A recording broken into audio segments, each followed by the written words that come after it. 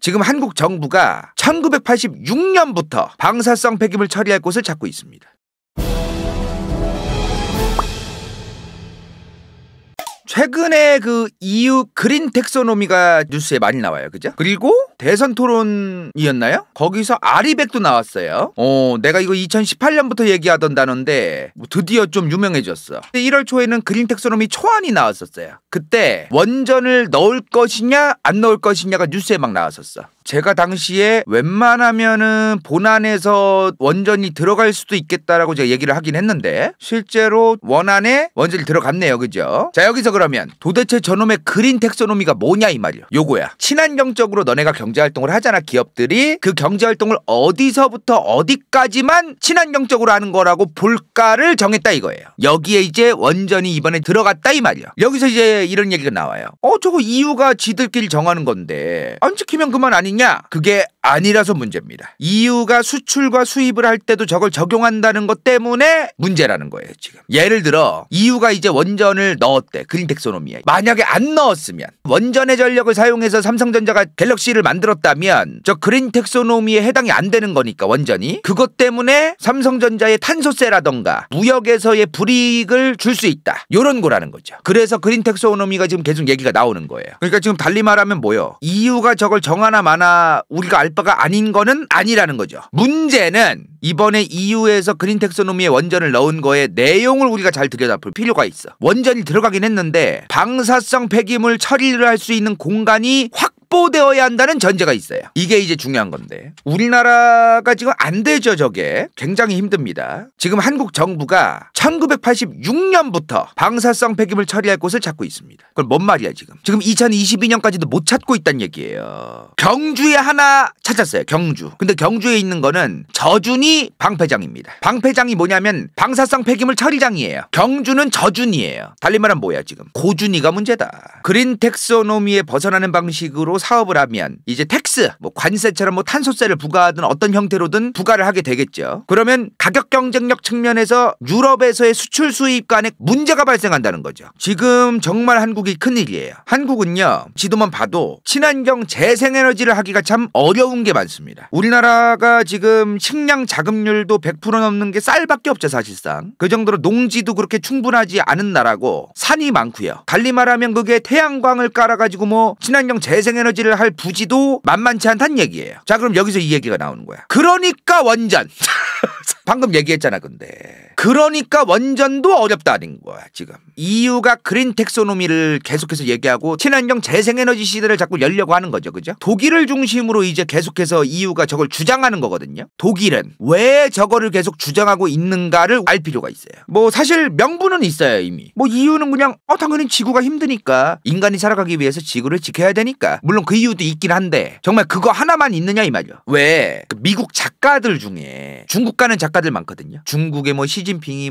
이러쿵저러쿵 음모론도 얘기하고 있는 얘기 없는 얘기 다 때려박아서 막 쓰는 작가들 많잖아. 미국에. 그런 거 마냥 예를 들어 독일의 악감정이 있는 나라들 프랑스 같은데 거기 나라들의 작가들도 가끔은 독일에 대한 그런 책을 쓸 때가 있어요. 독일이 나치 독일 이후에 다시 한번 제국을 만들려는 시도 아니냐 이런 얘기들이 담겨 있단 말이야. 근데 또 한편으로 독일 나치 독일 이후에 다시 한번 자기네 나라가 부강해지기 위한 시도가 없는 게 더 이상한 거 아니에요? 어떻게 보면은. 그러니까 지금 아무리 저 양반들이 과거에 나치 독일이 그런 거가 있더라도 국민들도 살기 좋아지려면 부강해지려고 노력하는 게 당연한 거잖아요. 어떻게 보면 독일이 전범국이니까 당연히 그런 노력을 안 해야 된다. 그 말도 주장할 수는 있겠는데 그냥 우리가 지금 2022년에 국가로서만 보면은 얘네들도 경제가 더 부강해지기 위해서 노력할 게 이상할 건 아니라는 거죠. 독일도 대체 왜 친환경 재생에너지 시대에 집착을 강박적으로 하느냐. 우선 우리 과거로 잠깐 돌아가 봐야 돼요. 자, 탈원전. 우리나라에서 원전 관련 이슈가 가장 많이 나왔던 게 언제예요? 후쿠시마 원전 사고가 있었던 2011년 이후부터 우리나라의 원전에 대한 논의가 이제 본격적으로 좀 여론이 생기기 시작합니다. 그죠? 여기서 미리 말씀드리면 지금 댓글 쓰려고 하시는 분들 유튜브에서 잘 들으세요. 얘가 쓰나미 때문에 적이 됐든 원전이 안전하든 말든 그건 제가 알 바가 아니에요. 그런 얘기 하지 마세요. 댓글에서. 지금은 EU의 그린 텍소노미가 생겨간 과정에 대한 영상이니까 전혀 상관없다는 거 그 얘기부터 일단 드리고 시작하겠습니다. 자, 우리나라는 어찌됐든 이때부터 원전에 대한 논의가 시작되었다. 그러면 독일은 원전에 대한 문제제기가 언제부터 있었냐면 1970, 80년대부터 있었습니다. 굉장히 빠르게 시작해요. 왜 저렇게 됐었냐면 솔직한 얘기로 체르노빌 원전 사고가 있었잖아요. 80년대에. 근데도 우리나라에서 논의가 안 됐죠, 별로. 왜? 저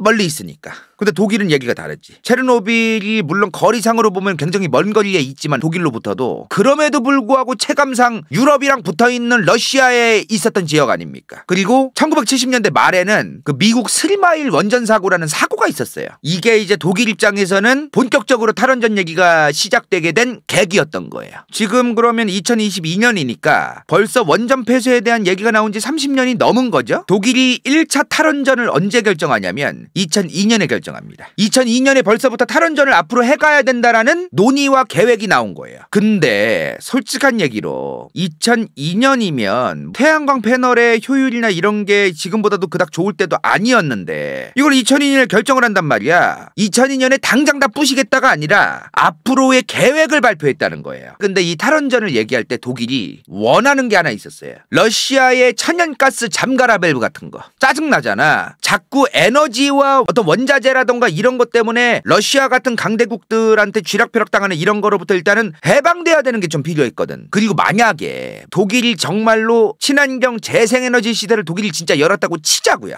열면 어떤 일이 일어날까? 특히 주변국의 정치꾼들한테 엄청난 압박입니다. 예컨대 중국이 우리나라보다 잘난 게 있대. 그러면 이제 수많은 한국 사람들이 앞서긴 뭐가 앞섰냐, 우리도 앞서는 게 있는데 이런 반응이 있겠죠. 근데 유럽은 독일이 만약에 뭐가 앞서가잖아요. 정반대예요. 왜 우리는 안 하냐고 얘기해요. 좀 반대야. 분위기가 다른 거예요, 이게. 그러면서 주변국들의 정치인들 입장에서 난처해지는 게 생겨요. 개빅엿이 생기는 거지. 독일이 무언가를 잘하면은 그 부담으로 작용하는 거예요. 트렌드를 끌고 가는 그런 게 있다는 거지, 독일이. 독일이 만약에 친환경 재생에너지 시대 열잖아. 내가 장담하는데 파리 에펠탑 앞에 환경운동가들 들어 눕습니다. 그런 일이 일어날 거예요. 독일이 아까 2002년에 1차 탈원전 계획을 발표했다고 했죠. 근데 2011년 초에 계획을 철회합니다. 당연하지. 전력 생산을 할 수 있는 친환경성 신재생 에너지원 자체가 제대로 있을 때도 아니었는데 2000년 되면 어떻게 대뜸 탈원전을 계획한 대로 해요. 근데 철회하자마자 한두 달 뒤에 후쿠시마 원전이 터집니다. 어떻게 또 이런 일이 일어날까? 철회를 했는데 2012년에 탈원전 계획이 또 나옵니다. 타이밍이 이랬어. 2012년부터 지금까지 끊이지 않고 이제 독일에서 친환경 재생에너지와 탈원전 얘기가 나오고 있는 거예요. 지금은 끊긴 적이 없어요. 근데 이걸 이해하기 전에 유럽연합을 이해할 필요가 있어요. 그리고 독일의 국제정치적 상황까지. 이거를 이해를 하지 않으면 지금 왜 독일이 친환경 재생에너지 시대를 열려고 하는지가 이해가 안 돼요.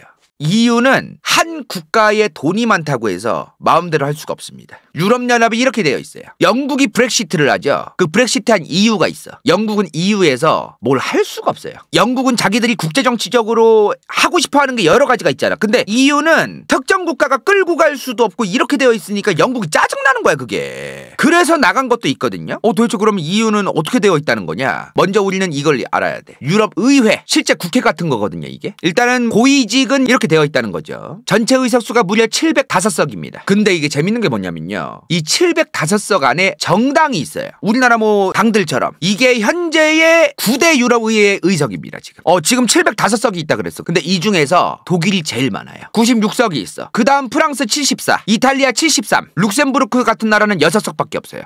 독일이 제일 많으니까 독일이 제일 힘이 막강하겠네요? 이게 뭐냐면 인구 비례로 가, 이게. 의석수가 나라별로. 그럼 여기서 이제 우리나라 이제 동아시아의 시각으로 보면은 그럼 얘네한테만 유리하겠네. 독일한테만. 프랑스랑 이탈리아가 두세 번째로 많으니까. 그렇지 않습니다. 요 안에 정당이 있다 그랬어요. 근데 이 정당이 국가 정당이 아니야. 이 안에 지금 여러 나라들이 다 짬뽕 돼 있어요. 이게 기준이 있어. 이 정당이 만들어지려면 최소 7개 국가의 의원들이 포함돼야 됩니다. 뭔 말이야? 절대로 한 국가가 마음대로 할 수가 없어요, 구조적으로 이게. 지금 이게 정당이 39명이라면은 여기에 지금 7개 국가 이상 10개 국가가 있을 수도 있어요, 저기에. 그래야 EU가 굴러간다는 겁니다. 정당이 만들어질 수 있고. 특정 한 국가의 입김만으로는 EU의 어떤 유럽 의회는 돌아가기가 너무나 어렵다. 그래서 영국이 여기를 싫어한 거예요. 지들 마음대로 할 수가 없거든, 구조가. 그러니까 EU 의회, 유럽 연합이라고 하는 그 정체성 자체가 더 많은 사람이 주장하는 대로 가자, 이런 게 강해요. 굉장히 민주주의적인 게 있는 거야. 실제 강대국들의 입김대로만 돌아가기가 어렵게끔 되어 있다는 거죠. 물론 그런 건 있어요. 민주주의적으로 돌아가긴 하나 독일 같은 나라가 예를 들어 EU 의회 상관없이 우리 친환경 캠페인 하자 붙어있는 폴란드한테 독일이 하자고 했어. 그러면 그 나라도 그거 하면 우리한테 뭐 줄 거야? 그러면 줄게. 그런 건 또 할 수도 있겠죠. 아니면 EU 의회에서 할 수도 있는 거고. 여기서 이제 유럽의 나라가 여러 개잖아. 여기 있는 나라들의 정당들도 다양할 것이고 정치군도 다양할 거 아닙니까? 재밌는 게 뭐냐면 EU 선거, 유럽 의회의 의석 선거는 각 나라의 또 정당들이 하기도 해요. 독일이 96명 배분된댔잖아. 그럼 저 96명이 실제 독일에 있는 정당 출신으로 선거에 나가요. 근데 붙었다고 걔네들이 다 똑같은 생각으로 똑같은 정당에 들어가진 않아. 각각 다르게 들어갈 수도 있다는 거야 또. 아니면 뭉쳐가지고 들어갈 수도 있겠고. 또 요런 게 있어요.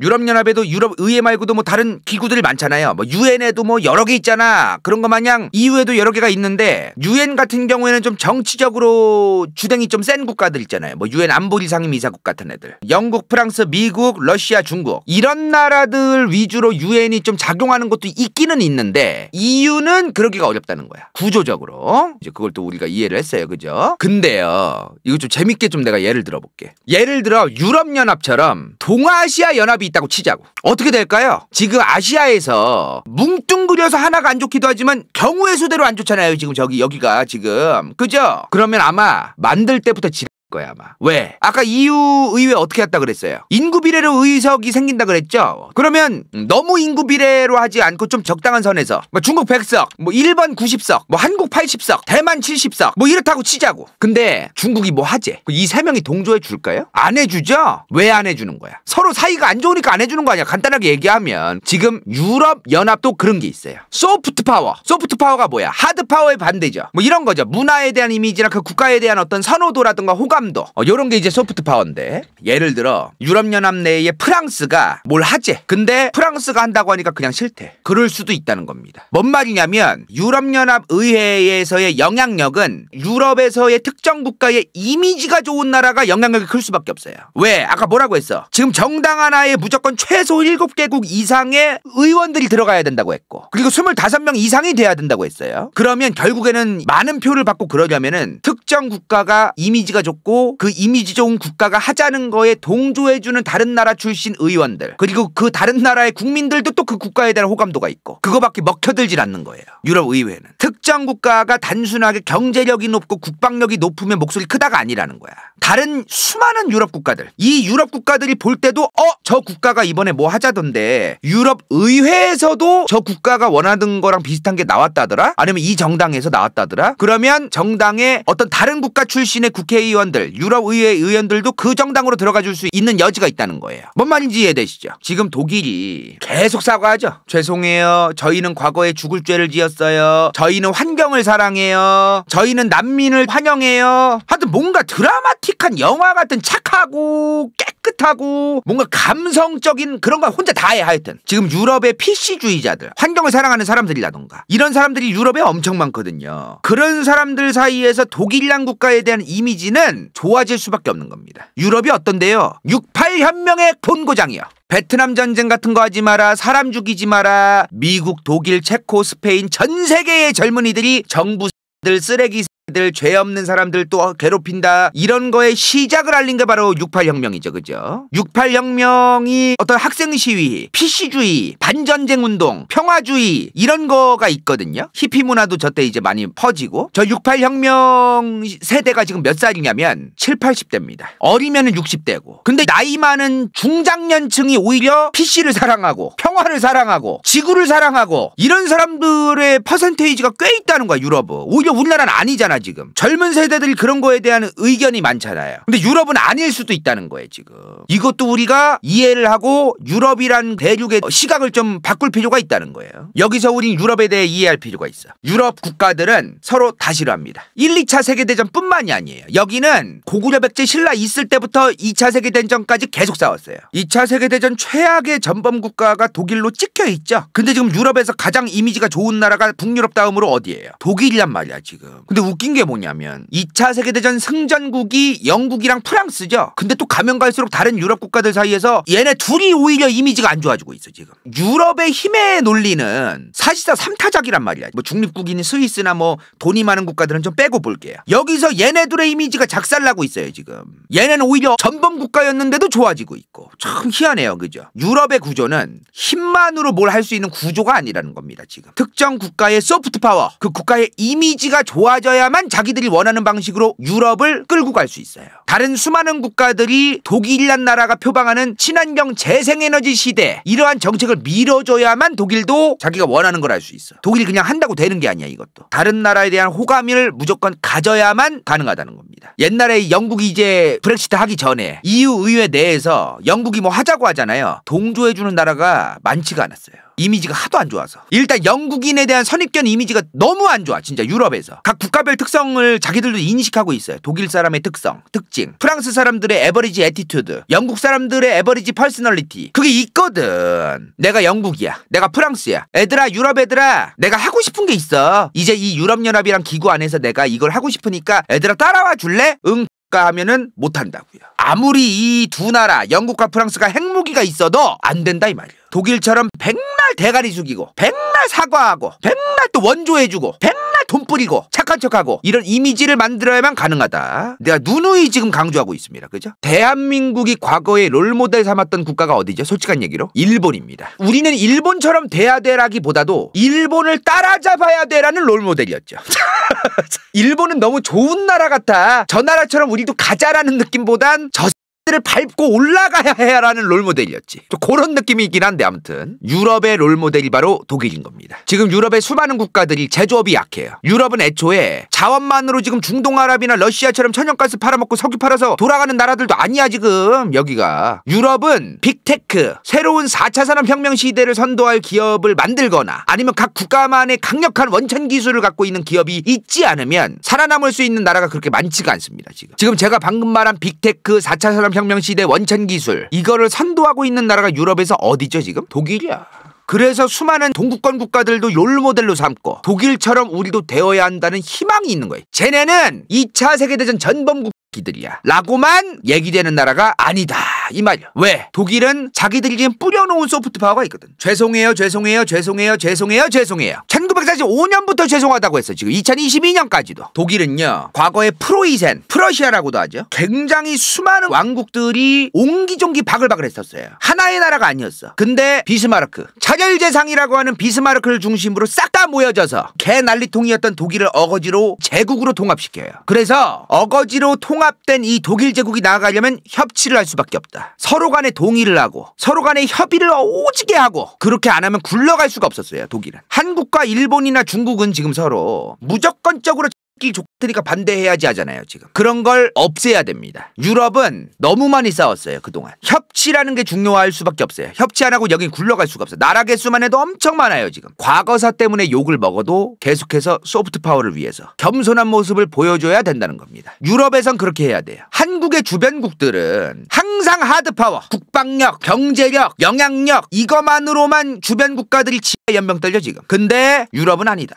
독일의 정치 문화를 하나 말씀드릴게요. 독일은요 특정 정치인이 A를 한대. 그러면 국민들한테 엄청나게 논리적으로 소명을 해요. 그리고 논리적인 걸 듣고 판단해요. 독일 사람들은. 그럼 문화적인 게 있어. 선거를 하거나 토론을 하거나 공약을 발표할 때도 보면은 저렇게까지 복잡하게 얘기하면 저걸 알아들을 사람이 있겠어? 싶을 정도로 얘기해요. 다른 나라들한테도 논리적으로 얘기합니다. 자기들이 원하는 이런 거에 대해서 어떻게든 논리적으로 얘기를 해요. 그럼 비교가 될 수밖에 없는 거야. 사실 우리나라만 해도 지금 코앞에 있는 일본에 대해서 잘 모르는 사람들이 많죠. 유럽은 지금 다 붙어있고 서로 다 돌아다니는 것도 가능해서 서로에 대한 뭐 이해심이 100%는 아니지만 각 국가의 차이라던가 이런 거에 대한 인지 그리고 그거에 대한 관용 이런 거 조금씩은 높아지고 있거든요. 뭐 유럽 여행 가보신 분들은 아시겠지만 독일이란 나라가 그렇게 여행지로서 뭐 화려하고 그런 나라도 아니에요. 솔직한 얘기로. 문화적으로 엄청 재밌는 문화가 있고 뭐 그런 것도 아니거든. 상관없어요. 화려해 봤자야. 여행지로서 좀 별로여도 국가 자체의 이미지만 좋으면 된다 이 말이야. 물론 독일도 사람 사는 곳이라서 마약이 있습니다. 도둑질하는 사람이 있고요. 사회 문제도 꽤 있어요. 생각보다 우리나라 사람들이 상상하는 것처럼 엄청나게 환상적인 나라는 아니에요. 근데 다른 유럽 국가는 그게 더 심합니다. 다른 유럽 국가들 입장에선 독일이 굉장히 바람직해 보이는 거예요. 저 정도만 돼도 괜찮다. 지금 우리 같은 동구권 국가들의 입장에서는 경제 상황이 워낙 안 좋기 때문에 독일을 롤모델로 삼고서 가면은 괜찮지 않을까라는 신뢰 같은 그런 게 있는 나라다. 우리는 오늘 하나를 배웠어. 유럽이란 대륙에서 뭘 해먹으려면 소프트 파워가 중요하겠구나.